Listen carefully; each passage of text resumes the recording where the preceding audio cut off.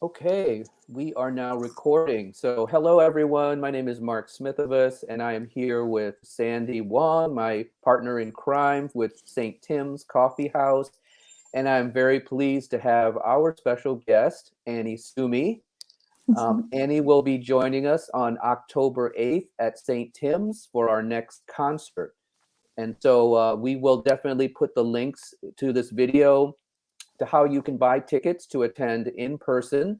And also, if you are not that in person type, we do also have a Zoom link so that you can join remotely. So, with that, we thought we'd spend 15 minutes or so chatting with Annie and catching up to what she's been doing.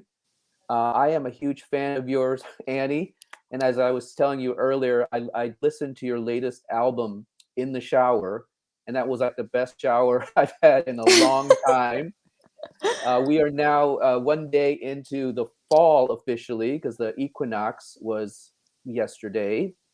And I know that's probably a theme of yours in this latest album of the earth and solstice and the changes that are happening to our planet. But we'll get to that in a second. First of all, the last time I saw you here in person, you were doing a house concert in Oak Park. Sandy, you had invited me to that. When That was was that? That was pre-COVID, right? it was That's definitely pre-COVID back in days when we were a lot freer about being in close quarters. And you had a pretty full house up there, Annie. And it was you were very well received up in Oak Park. hmm. I remember that was the last concert I played Oh my before the gosh. big shutdown. Yeah, it was kind of the first concert that I was like, oh, should we maybe not be doing this? And yeah, sure enough, I think it was maybe just a week later, it seemed the whole world shut down. So I remember So, that evening fondly and also with funny little memories. and I believe that was when you were touring to promote your record In the Unknown.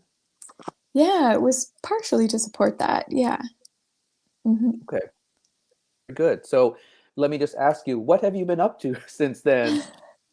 Oh my goodness, what a great question. Yeah, the last 3 years have been so full of different things. I have been part-time farming, which is really fun. My partner and I have been growing culinary medicinal herbs, and I've also been working on this really important project about my Japanese Canadian ancestry. And that project is about ready to open mid-October, which has been pretty much a 3 year long project. So it took a lot of it was my COVID project with one of my good friends from Toronto. Um, and yeah, a lot I released a new album in the middle of the pandemic, which, for better or for worse, it's out there now. and and so yeah, it's been a lot of amazing things. I also got married to the love of my life. That's a huge thing. So Awesome. there are lots of beauty, lots of challenge, lots of connections in different ways, and yeah, that's about it. Um, this exhibition, where is that going to be at? It's at this amazing facility called the Japanese Canadian Cultural Center in Toronto. And it'll be there for about 5 months. So it'll open mid October and it'll be exhibited there for about 5 months. Sandy, we Is got to it go to Toronto.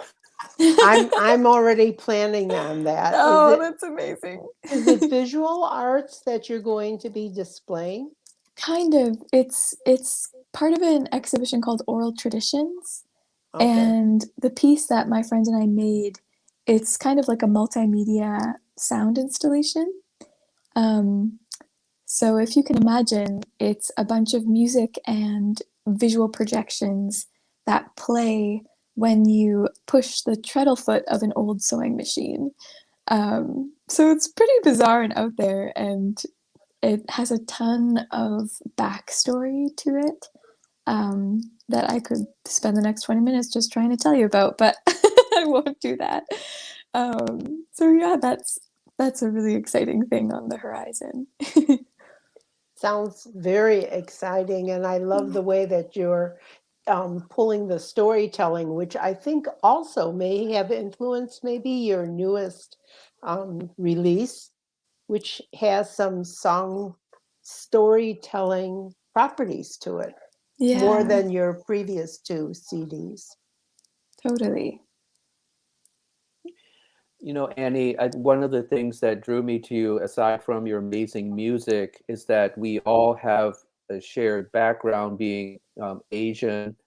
Um, my two kids are mixed race as well, so we're dealing with a lot of those cultural issues.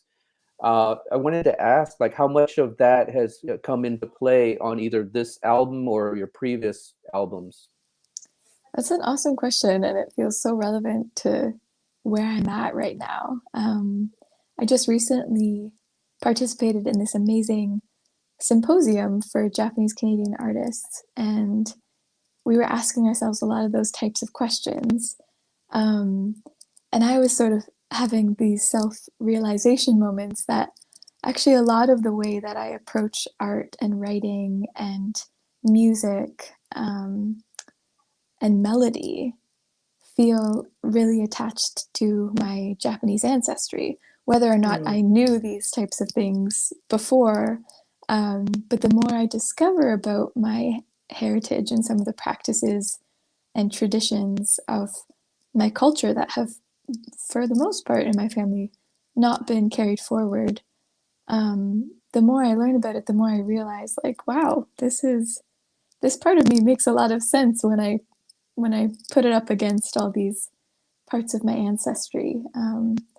So yeah, I find specifically in the last album this connection that I seem to have an inspiration with the natural world um, has very much been a part of my creative journey. And only in the last maybe 2 or 3 years have I realized that a lot of Japanese culture is deeply connected and rooted to being in connection with the natural world. And so I'm like, wow, isn't that neat? Like, where'd that part of me come from? Oh, well, maybe it's explainable now. So, yeah, I Hmm. love that we all share that too here in this little Zoom room or StreamYard room. Yeah. I don't know if it's a coincidence, but it seems now that there are a number of Asian female musicians who also share a Japanese heritage, and I'm thinking of like Mitski and Japanese Breakfast and yourself. And I wonder if it's just a special moment where artists of color, but especially from an Asian background, and you all those have different styles and genres, but now are kind of getting more notice in the mainstream. I don't know. Yeah, I like to hope that there's just more space for persons of color to be part of the mainstream now than there has been in many generations before us, you know?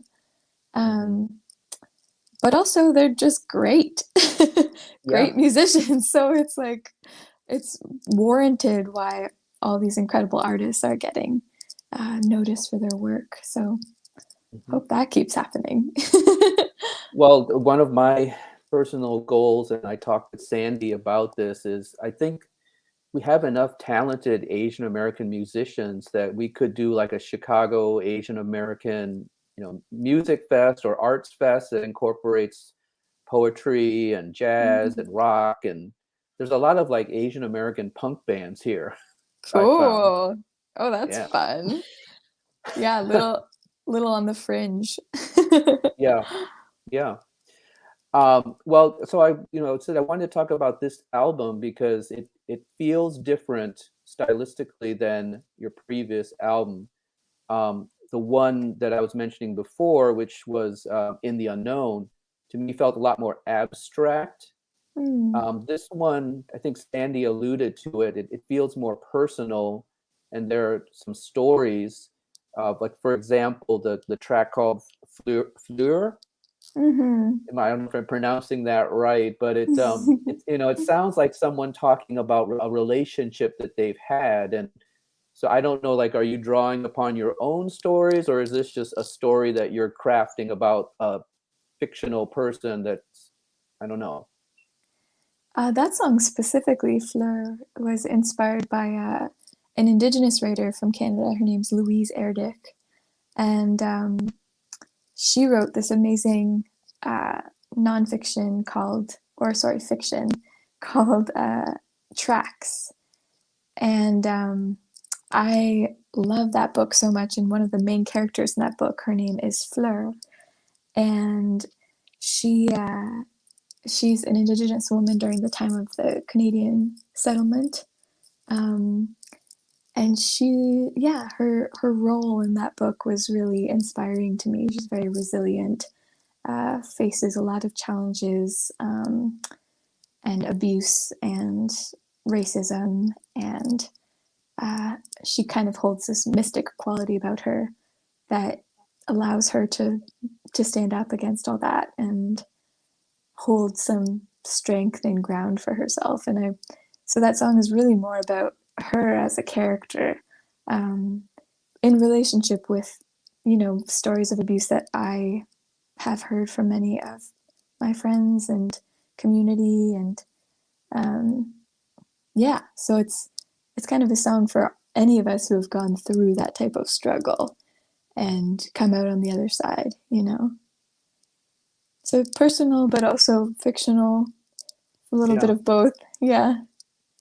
And both albums to me feel like they are to be listened to from beginning to end. Like there's a structure to them. Did you consciously kind of write the songs with that in mind, or just that's how it came out? Yeah, I would say definitely more so for this last one, Solastalgia. Definitely, Solastalgia has a real thematic intention behind it.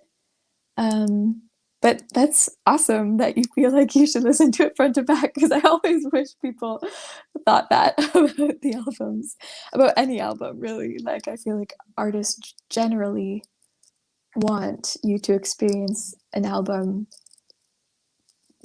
front to back. So I noticed you cool. have a vinyl version available. Yes. Yes. guilty pleasure. Yeah, well, I think vinyl, I've heard, is come back now, and a lot of people are ordering vinyl again. Not as many as you think, but Okay. well, Well, you never know. I think maybe, it's making a comeback, a slow comeback. yeah. Which reminded me, I was going to ask you, when you come through Chicago and you have your merch table, are you going to have CDs for sale? I will definitely have vinyls for sale. The CDs are taking their time. Unfortunately, it's been a bit of a process to get those in hand. So I will have a sheet where you can sign up if you want and prepay, and I'll send you a CD as soon as I have them. But yeah, I guess the sort of supply chain thing has been lingering on a little longer. What about the possibilities of a download card? Yeah, definitely. That's available. I've got plenty of So, those. So if people okay, want those will be available as that'll well. be great. Yeah. Hmm. Sandy, I am, because the reason I ask about CDs is Hmm. I'm going to get a bunch of these for holiday gifts. And Oh, the old people in my life do not deal with Spotify, Apple Music, download card, none of those. yes, You have to send them something that they can put on their CD. that's right. So, I'm talking about my dad here, so I yeah. just want to, I'm just realizing my phone is getting Oh, itself out of battery. So if I do cut out, okay. I will just go and run and grab my charger. No I'm so problem. sorry. We can play one of your songs while you're recharging if that happens. If we need to, but let's just keep going and see Let's what just plug happens. away. Okay.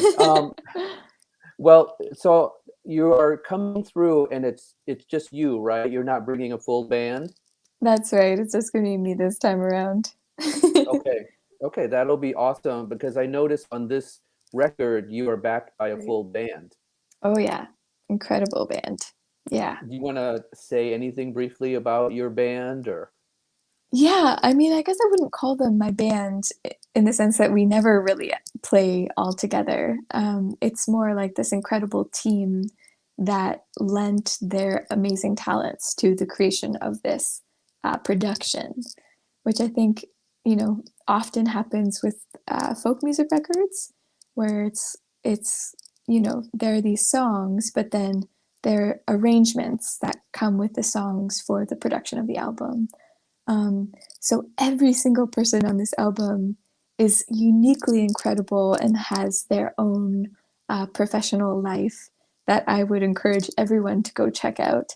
Um, so yeah, I feel so lucky. I've toured with a few of them before, but because of COVID, we didn't actually end up having like a big album release the way I usually would, to invite them all back and play these songs out. But maybe it'll happen in the future. We've sort of talked about that a little bit, I think, and um, it's slow rolling, but it'll come together. I hope we'll have another chance to work on a project together as well, because they're all so brilliant.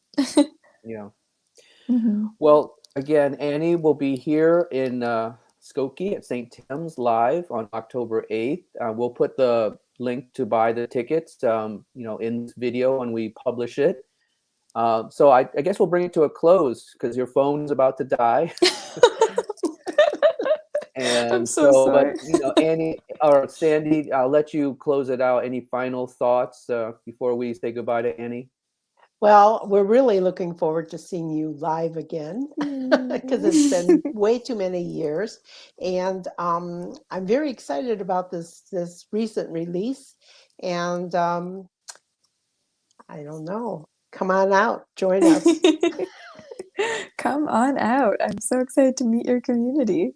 Yep. And yeah, hopefully we can expand it as well. We'll find ways. Well, thanks again, Annie, for giving us a few minutes, and we'll see you live here in a few weeks.